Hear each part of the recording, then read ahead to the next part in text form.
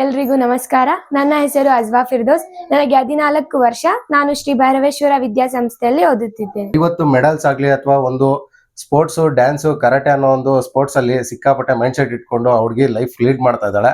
ಈ ಹುಡುಗಿ ಓದ್ತಾ ಇರೋದು ಬಂದು ಶ್ರೀ ಭೈರವೇಶ್ವರ ವಿದ್ಯಾಸಂಸ್ಥೆ ಅಂತ ಕೈವರ ಕ್ರಾಸ್ ಅಲ್ಲಿರೋ ಒಂದು ಸ್ಕೂಲ್ ಅಲ್ಲಿ ವಿದ್ಯಾಭ್ಯಾಸ ಮಾಡ್ತಾ ಇದ್ದಾಳೆ. ಈ ಹುಡುಗಿ ಬಗ್ಗೆ ಒಂದ್ ಸ್ವಲ್ಪ ಇಂಟ್ರಡಕ್ಷನ್ ಕೊಡಿಸ್ತಾ ಇದ್ದೀನಿ. ಅದೇ ತರ ಈ ವಿಡಿಯೋ ಫುಲ್ ಬೇಕು ಅಂತಂದ್ರೆ ನಿಮ್ಗೆ ಯೂಟ್ಯೂಬ್ ಚಾನಲ್ಗೆ ಅಪ್ಲೋಡ್ ಮಾಡ್ತಾ ಇದ್ದೀನಿ. ಯೂಟ್ಯೂಬ್ ಚಾನಲ್ ಲಿಂಕ್ ಬಂದ್ಬಿಟ್ಟು ಸ್ಕ್ರೀನ್ ಮೇಲೆ ಅಪ್ಲೋಡ್ ಮಾಡಿರ್ತೀನಿ. ಫಾಲೋ ಮಾಡ್ಕೊಂಡು ಆದಷ್ಟು ಸಪೋರ್ಟ್ ಮಾಡಿ. ಕೈವಾರದಲ್ಲಿರುವ ಪ್ರತಿಯೊಂದು ಪ್ರತಿಭೆಗೂ ನಾವು ಸಪೋರ್ಟ್ ಮಾಡ್ತಾ ಇರ್ತೀವಿ. ಇದೇ ತರ ವಿಡಿಯೋ ಮಾಡ್ತೀವಿ. ಆದಷ್ಟು ಈ ವಿಡಿಯೋನ ಶೇರ್ ಮಾಡೋದನ್ನ ಮಾತ್ರ ಮರಿಬೇಡಿ. ಇನ್ನಷ್ಟು ಹೆಚ್ಚಿನ ಮಾಹಿತಿಗಾಗಿ ಫುಲ್ ವಿಡಿಯೋ ನೋಡಿ. ಹಾಯ್. ಇಷ್ಟೊಂದು ಚಿಕ್ಕ ವಯಸ್ಸಿಗೆ ಇಷ್ಟೊಂದು ಮೆಡಲ್ಸ್ ನ ತಗೊಂಡಿದ್ಯಾ? ನಿಂಗೆ ಸ್ಟಡಿ ಟೈಮ್ಸ್ ಅಲ್ಲಿ ಮತ್ತೆ ಈ ಸ್ಪೋರ್ಟ್ಸ್ಗೆ ಆಮೇಲೆ ಎಷ್ಟು ವರ್ಷದಿಂದ ನೀನು ಪ್ರಾಕ್ಟೀಸ್ ಮಾಡ್ತಿದ್ಯಾ? ಪ್ರಾಕ್ಟೀಸ್ ಮಾಡೋ ಟೈಮಲ್ಲಿ ನೀನು ಏನೆಲ್ಲ ಪ್ರಾಬ್ಲಮ್ಸ್ ಫೇಸ್ ಮಾಡಿದ್ದೀರಾ? ನಾನು ಕಬಡ್ಡಿ ಆಡೋದು ಸ್ಟಾರ್ಟ್ ಮಾಡಿದ್ದು 2 ವರ್ಷ ಆಯ್ತು.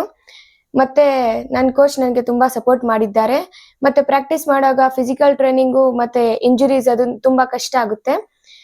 ಮತ್ತೆ ಸ್ಟಡೀಸು ಸ್ಪೋರ್ಟ್ಸ್ ಹೆಂಗೆ ಬ್ಯಾಲೆನ್ಸ್ ಮಾಡೋದಂದ್ರೆ ಸ್ವಲ್ಪ ಟಾಪಿಕ್ಸ್ ಮಾಡುವಾಗ ನಾನು ಇರಲ್ಲ. ಎಲ್ಲಾದ್ರೂ ಕ್ಯಾಂಪ್ಗೆ ಆತರ ಟೂರ್ನಮೆಂಟ್ಸ್ಗೆ ಹೋಗಿದ್ರೆ ಮತ್ತೆ ಅಲ್ಲಿಂದ ಬಂದು ನನ್ನ ಸರ್ ಮ್ಯಾಮ್ಸ್ ಅವರಿಗೆ ಎಲ್ಲಾರ್ಗು ಡೌಟ್ ಕೇಳ್ತೀನಿ. ಮತ್ತೆ ಅವರೆಲ್ಲ ಕ್ಲಿಯರ್ ಮಾಡ್ತಾರೆ. ಮನೆಗೆ ಬಂದು ನೈಟ್ ಎಲ್ಲ ಹಂಗೆ ಕವರ್ ಮಾಡ್ಬಿಟ್ಟು ಟೆಸ್ಟ್ ಎಕ್ಸಾಮ್ಸ್ ಇದ್ದಾಗ ಟೆಸ್ಟ್ ಎಕ್ಸಾಮ್ಸ್ ಕೊಡೋದು. ಇಷ್ಟೊಂದು ಮ್ಯಾಚಸ್ ನೀನು ಪ್ಲೇ ಮಾಡಿದ್ಯಲ್ವಾ? ಇಷ್ಟು ಮ್ಯಾಚಸ್ ಅಲ್ಲಿ ನಿಂಗೆ ಫಸ್ಟ್ ಪ್ರೈಸ್ ತಗೊಂಡಾಗ ನಿನ್ ಫೀಲ್ ಯಾವ ತರ ಇತ್ತು? ಆಮೇಲೆ ಇಷ್ಟು ಮ್ಯಾಚ್ಗಳಲ್ಲಿ ನಿಂಗೆ ಟಫೆಸ್ಟ್ ಮ್ಯಾಚ್ ಅನ್ನೋದು ಯಾವ್ದಿದೆ? ನಾನು 2 ಗೋಲ್ಡ್ ಮೆಡಲ್ ಆಗಿದೆ ಸರ್. ಒಂದು ಬಂದು ಇದು ಮಿನಿ ಒಲಿಂಪಿಕ್ಸ್, ಇನ್ನೊಂದು CBS ಇದು. ಅದೇ 2 ತಗೊಂಡ್ ಬಂದಿದ್ದು ತುಂಬಾ ಹೆಮ್ಮೆಯ ವಿಷಯ ಆಗಿದೆ. ಅದು ಟಫೆಸ್ಟ್ ಮ್ಯಾಚ್ ಅಂತ ಏನಿರ್ಲಿಲ್ಲ, ಯಾಕಂದ್ರೆ ನಮ್ ಕೋಚ್ ನಮ್ಗೆ ಪ್ರಾಕ್ಟೀಸ್ ಕೊಟ್ಟಿದ್ರು. ನಮ್ಗೆ ಫುಲ್ ಪ್ರಾಕ್ಟೀಸ್ ಆಗೋಗಿತ್ತು. ನಾವು CBSE ಅಲ್ಲಿ ಗೋಲ್ಡ್ ಮೆಡಲ್ ವಿನ್ ಆದಾಗ ನಮ್ಗೆ ಯಾವ್ದು ಅಷ್ಟು ಟಫೆಸ್ಟ್ ಮ್ಯಾಚ್ ಅನ್ಸಿಲ್ಲ. ಎಲ್ಲ ಆರಾಮಾಗಿ ಆಡ್ಕೊಂಡ್ ಬಂದ್ವಿ. ಇಷ್ಟು ಮ್ಯಾಚ್ಗಳಲ್ಲಿ ನಿನ್ಗೆ ಏನೋ ತೊಂದರೆ ಆಗಿರೋದು ಅಥವಾ ನೀನ್ ರೈಡ್ಗೆ ಹೋದಾಗ ಆ ಕಡೆ 3 ಜನ ನಿಂತು ಆಮೇಲೆ ನೀನ್ ಒಬ್ಳೆ ಸಿಂಗಲ್ ಆಗಿ ಫೈಟ್ ಮಾಡೋ ಸಿಚುವೇಶನ್ಸ್ ಬಂದಿದ್ಯಾ? ಆತರ ಏನಿಲ್ಲ ಸರ್. ಪ್ರತಿಯೊಂದು ಸ್ಪೋರ್ಟ್ಸ್ ಮ್ಯಾನ್ ಅಂತ ಬಂದಾಗ ಅವ್ರದ್ದು ಒಂದು ಜರ್ನಿಯಲ್ಲಿ ಟೈಮಿಂಗು ಮತ್ತೆ ಪ್ರಾಕ್ಟೀಸಿಂಗ್ ಅವರ್ ಬಂದು ಅಥವಾ ನೀವು ಡಯಟ್ ಪ್ಲಾನ್ ಮಾಡೋದಾಗ್ಲಿ ಎಲ್ಲ ಇರುತ್ತಲ್ವಾ. ಕಬಡ್ಡಿ ಆಡೋರು ಇವಾಗಿಂದ ಟ್ರೈನಿಂಗ್ ಯಾರನ್ನ ತಗೊಂತಾ ಇದಾರೆ ಅಂದ್ರೆ ನಿಮ್ ಕಡೆಯಿಂದ ಏನ್ ಸಜೆಷನ್ ಕೊಡ್ತೀರಾ? ಯಾವ ಅವರ್ ಅಲ್ಲಿ ನೀವು ಟ್ರೈನಿಂಗ್ ಕಬಡ್ಡಿ ಆಡ್ಬೇಕು ಅಥವಾ ನೀವೇನ್ ಡಯಟ್ ಪ್ಲಾನ್ ಮಾಡ್ಬೇಕು ಅಂದಾಗ ನಿಮ್ ಕಡೆಯಿಂದ ಏನ್ ಸಜೆಷನ್ ಕೊಡ್ತೀರಾ? ನಾನು ಮೊದಲಿಗೆ 5:30ಗೆ ಎದ್ದೇಳ್ಬಿಟ್ಟು 5:30 6:00 ಒಂದ್ ಸೆಕ್ಷನ್ ಬೆಳಗ್ಗೆ ಪ್ರಾಕ್ಟೀಸ್ಗೆ ಹೋಗಿ, ಮತ್ತೆ ಬಂದು 8 o'clock ಸ್ಕೂಲ್ಗೆ ಹೋಗಿ 8 o'clock ಇಂದ 9 o'clock ಪ್ರಾಕ್ಟೀಸ್ ಮಾಡಿ, ಮತ್ತೆ 9 o'clock ಇಂದ 4:30 ವರೆಗೆ ಸ್ಕೂಲ್ ಮುಗಿಸಿ, ಮತ್ತೆ 4:30 ಇಂದ 6:30 ವರೆಗೆ ಸ್ಕೂಲಲ್ಲೇ ಕಬಡ್ಡಿ ಪ್ರಾಕ್ಟೀಸ್ ಮಾಡ್ಕೊಂಡು ಬರ್ತಾ ಇದ್ದೇನೆ. ಮತ್ತೆ ಈ ತರ ನಾನು 1 ಡೇಗೆ 4 hours ಪ್ರಾಕ್ಟೀಸ್ ಮಾಡ್ತಾ ಇರೋದು. ಕಬಡ್ಡಿ ಪ್ಲೇಯರ್ ಆಗಿ ನಮ್ಮ ಕೋಚ್ ನನ್ಗೆ ಯಾವ್ದೇ ಜಂಕ್ ಫುಡ್ಸ್ ಆಗ್ಲಿ, ಆಯಿಲಿ ಐಟಮ್ಸ್ ಆಗ್ಲಿ, ಐಸ್ ಕ್ರೀಮ್ಸ್ ಆಗ್ಲಿ ಏನು ತಿನ್ನಕ್ ಕೊಡಲ್ಲ. ಬರೀ ಫ್ರೂಟ್ಸ್, ವೆಜಿಟೇಬಲ್ಸ್ ಆತರ ಹೆಲ್ತಿ ಫುಡ್ ತಿನ್ನಕ್ ಕೊಡ್ತಾರೆ. ಅದು ತುಂಬಾ ಹೆಲ್ತಿ ಆಗಿರುತ್ತದೆ. ಈಗ ನೀವು ಯಾರಾದ್ರೂ ಸಜೆಷನ್ ಕೇಳ್ತಾರೆ, ನಾವು ಕಬಡ್ಡಿ ನೆಕ್ಸ್ಟ್ ಡೇ ಆಡ್ಬೇಕು ಅಂದಾಗ ಇವತ್ತಿನ 1 ಡೇ ಪ್ಲಾನಿಂಗ್ ಏನಾರ ಹೇಳ್ಕೊಡ್ತಾರ ನಿಮ್ ಕೋಚ್? ಹೇಳ್ಕೊಡ್ತಾರೆ. ಏನಂದ್ರೆ ಆ ದಿನ ನಾವು ಪ್ರಾಕ್ಟೀಸ್ ಮಾಡಲ್ಲ, ಬರೀ ವಾರ್ಮ್ ಅಪ್ ಮಾಡ್ಕೊಂಡು ಹೋಗ್ತೀವಿ. ಮತ್ತೆ ಹೆಲ್ತಿ ಡಯಟ್, ಡ್ರೈ ಫ್ರೂಟ್ಸ್ ಆತರ ಬರೀ ತಿನ್ನೋದು, ಮತ್ತೆ ಬರೀ ಮಿಲ್ಕ್ ಕುಡಿಯೋದು ಆತರ ಮಾತ್ರ ಮಾಡ್ತೀವಿ. ಈ ತರ ಆಯಿಲಿ ಫುಡ್, ಜಂಕ್ ಫುಡ್ ಆತರ ಏನ್ ತಗೊಳ್ಳಲ್ಲ. ಟೀಮ್ ಅಂಡ್ ಸಪೋರ್ಟ್ ಅಂತ ಬಂದಾಗ ನಿಮ್ಗೆ ಯಾರ್ಯಾರೆಲ್ಲ ಸಪೋರ್ಟ್ ಮಾಡಿದ್ರು? ಫ್ಯಾಮಿಲಿ, ಫ್ರೆಂಡ್ಸ್ ಆಗ್ಲಿ ಅಥವಾ ಕೋಚ್ ಆಗ್ಲಿ, ನೀವು ಇಷ್ಟು ಸಕ್ಸಸ್ ಆಗ್ಬೇಕಂದ್ರೆ ನಿಮ್ ಕೋಚ್ ಯಾವ ತರ ನಿಮ್ಗೆ ಒಂದು ಪ್ರಾಕ್ಟೀಸ್ ಕೊಡ್ತಾ ಇದ್ರು? ಯಾರ ಕಡೆಯಿಂದ ತುಂಬಾ ಸಪೋರ್ಟ್ ಸಿಕ್ಕಿದೆ ಅದ್ರ ಬಗ್ಗೆ ಸ್ವಲ್ಪ ಹೇಳ್ತೀರಾ? ಫಸ್ಟ್ ಕಬಡ್ಡಿಯಲ್ಲಿ ಟೀಮ್ ವರ್ಕ್ ಜಾಸ್ತಿ ಇರ್ಬೇಕು, ಮತ್ತೆ ಕೋಆರ್ಡಿನೇಷನ್ ಜಾಸ್ತಿ ಇರ್ಬೇಕು. ಕೋಚ್ ತುಂಬಾ ಸಪೋರ್ಟ್ ಮಾಡಿದ್ದಾರೆ. ಕೋಚ್ ಚೆನ್ನಾಗಿ ಹೇಳ್ಕೊಡ್ತಾರೆ ನಮ್ಗೆ. ಮತ್ತೆ ನಮ್ ಫ್ಯಾಮಿಲಿ ಮೆಂಬರ್ಸ್ ತುಂಬಾ ಸಪೋರ್ಟ್ ಇದ್ದಾರೆ. ಮತ್ತೆ ನಮ್ ಫ್ರೆಂಡ್ಸ್ ಅಲ್ಲಿ ಸೀನಿಯರ್ಸ್ ಅಕ್ಕ ಒಂದು ಹರ್ಷಿತ್ ಅಕ್ಕ ಅಂತ, ಅವರು ತುಂಬಾ ಸಪೋರ್ಟ್ ಮಾಡ್ತಾರೆ ನಮ್ಗೆ ಇವತ್ತಿಗೂ.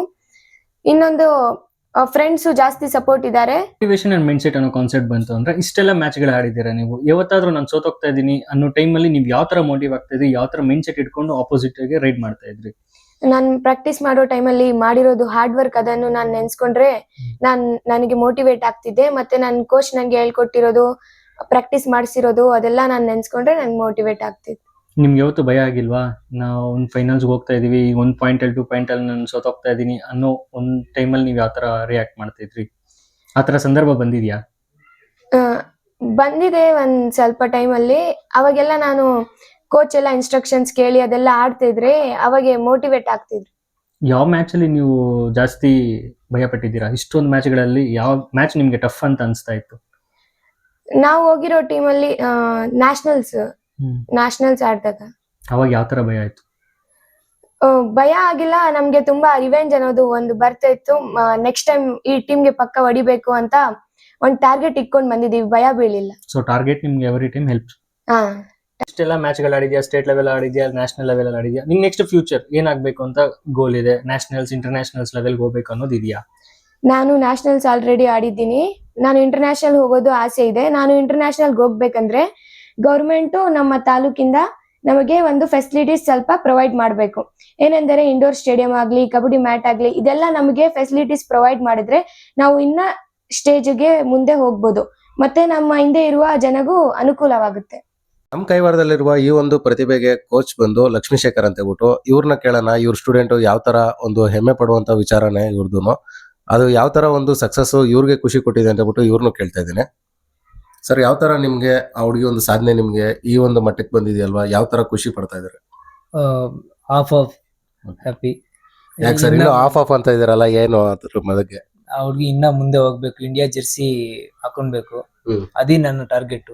ಓಕೆ ಸರ್, ಯಾವ ಹುಡುಗಿಗೆ ಒಂದು ಪ್ರಾಕ್ಟೀಸ್ ಕೊಡ್ಬೇಕಾಗಿರೋ ಟೈಮಲ್ಲಿ ಯಾವ ತರ ನಿಮ್ಗೆ ಒಂದು ಸ್ಟ್ರಗಲ್ ಇತ್ತು?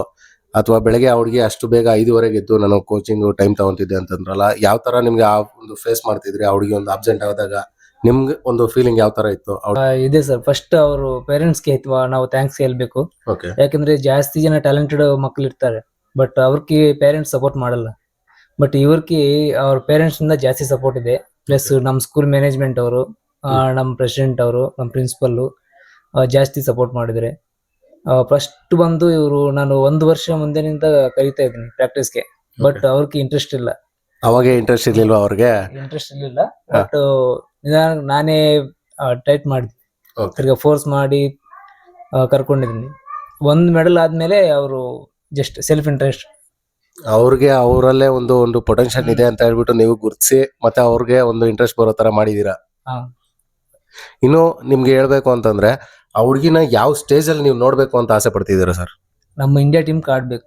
ಇಂಡಿಯಾ ಟೀಮ್ಗೆ ಸೆಲೆಕ್ಟ್ ಮಾಡ್ಬೇಕು ಅಂತ ಫಿಕ್ಸ್ ಆಗಿದ್ದಾರೆ. ಈಗ ನಮ್ಮ ಕೈವಾರದಿಂದ ಇಷ್ಟೆಲ್ಲ ಸಾಧನೆ ಮಾಡಿದ್ಯಲ್ಲಮ್ಮ, ನಿಮ್ಗೆ ಯಾವುದೇ ತರ ಸಪೋರ್ಟ್ ಬೇಕು ಅಂದ್ರೂ ನಮ್ಮ ಲೋಕಲ್ ಕಡೆಯಿಂದ ಹಾಗೆ ಆಗುತ್ತೆ. ಆದಷ್ಟು ನೀವು ಪ್ರಾಕ್ಟೀಸ್ ಮಾಡೋದನ್ನ ಬಿಡಬೇಡ್ರಿ. ಇದೇ ತರ ಕೋಚ್ ನಿಮ್ಗೆ ಸಿಗ್ಲಿ ಅಂತ ಹೇಳ್ತಾ, ಇನ್ನಷ್ಟು ಜನಗಳು ನಿಮ್ಮಿಂದ ಇನ್ನೊಂದಷ್ಟು ಜನ ನಿಮ್ಗೆ ಕೋಚ್ಗೆ ಸಿಗ್ಲಿ, ಅವರು ಟ್ರೈನ್ ಅಪ್ ಆಗ್ಲಿ, ಇನ್ನೊಂದು ಸ್ಟೇಟ್ ನ್ಯಾಷನಲ್ ಅಂತ ಹೇಳ್ಬಿಟ್ಟು ಅವರು ಒಂದಷ್ಟು ಸಕ್ಸಸ್ ಕಾಣಲಿ ಅಂತ ನಾನು ಆಸೆ ಪಡ್ತೀನಿ. ನೆಕ್ಸ್ಟ್ ಸರ್, ನಿಮ್ಗೆ ಇಲ್ಲಿ ಏನಾದ್ರು ಕೊರತೆ ಇದೆಯಾ ನಿಮ್ಗೆ ಕೋಚಿಂಗ್ ಕೊಡುವಾಗಲಿ, ಅಥವಾ ನಿಮ್ಗೆ ಏನಾದ್ರು ನಮ್ಗೆ ಈ ತರ ಬೇಸ್ಮೆಂಟ್ ಇಲ್ಲ ಆ ತರ? ಅದು ಏನಿಲ್ಲ ಸರ್, ಇಲ್ಲಿ ನಾವು ಬೇರೆ ಸಾಯಿಲ್ ಅಲ್ಲಿ ಮಡ್ಕೋಟಲ್ಲಿ ಪ್ರಾಕ್ಟೀಸ್ ಮಾಡ್ತಾ ಇದ್ವಿ. Okay. ನಮ್ಗೆ ಏನಂದ್ರೆ ಸ್ವಲ್ಪ ಇಂಡೋರ್ ಇದ್ರೆ, ಹ್ಮ್. ನಮ್ ಈ ಕಡೆ ಸ್ಟೇಡಿಯಂ ಅಲ್ಲಿ ಹ್ಮ್. ಇಂಡೋರ್ ಪ್ಲಸ್ ಮ್ಯಾಟ್ ಎಕ್ವಿಪ್ಮೆಂಟ್ ಇದ್ರೆ Okay. ಅವ್ರು ಇನ್ನ ಇಂಪ್ರೂವ್ ಆಗ್ತಾರೆ. Okay sir. ಈಗ ಒಂದಷ್ಟು ಜನನ ನೀವು ತುಂಬಾ ನ್ಯಾಷನಲ್ ಆಗ್ಲಿ ಅಥವಾ ಸ್ಟೇಟ್ ಲೆವೆಲ್ಗಾಗ್ಲಿ ಕರ್ಕೊಂಡು ಹೋಗ್ಬೇಕಾದ್ರೆ ಪೇರೆಂಟ್ಸ್ ಯಾವ ತರ ಸಪೋರ್ಟ್ ಮಾಡ್ತಾರೆ ನಿಮ್ಗೆ? ನೈಟ್ ಟೈಮ್ ಎಲ್ಲ ಸ್ಟೇ ಆಗಿರ್ಬೇಕಾಗಿರುತ್ತೆ ಕೆಲವೊಂದು ಟೈಮಲ್ಲಿ. ಅವ್ರ ಊಟ ತಿಂಡಿ ಮತ್ತೆ ಸ್ಟೇ ಪ್ರತಿಯೊಂದು ಯಾವ ತರ ಇರುತ್ತೆ ಅಲ್ಲಿ? ಸರ್, ಅಲ್ಲಿ ನಾವು ಯಾವಾಗ ಒಂದು ಜಾಗಕ್ಕೆ ಹೋಗ್ಬೇಕಂದ್ರೆ ಜಾಸ್ತಿ ಇದು ಪ್ರಾಬ್ಲಮ್ ಇರುತ್ತೆ. ಯಾಕಂದ್ರೆ ನಾವು ಟ್ರಾನ್ಸ್ಪೋರ್ಟು ಇಲ್ಲಿಂದ ರೈಲ್ವೆ ಸ್ಟೇಷನ್ ಅಲ್ಲಿಗೆ ನಮ್ಮ ಸ್ಕೂಲ್ನಿಂದ ಟ್ರಾನ್ಸ್ಪೋರ್ಟ್ ಕೊಡ್ತಾರೆ. ಬಟ್ ಅಲ್ಲಿಂದ ನಾವು 2 days 3 days ಜರ್ನಿ ಮಾಡಬೇಕು.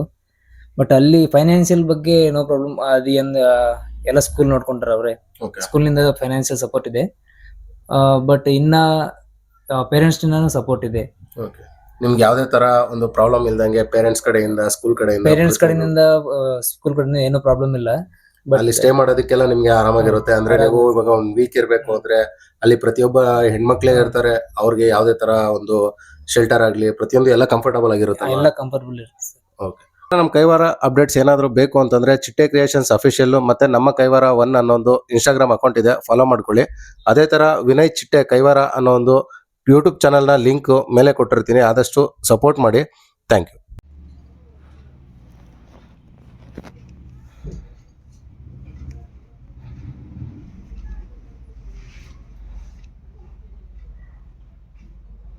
How's that?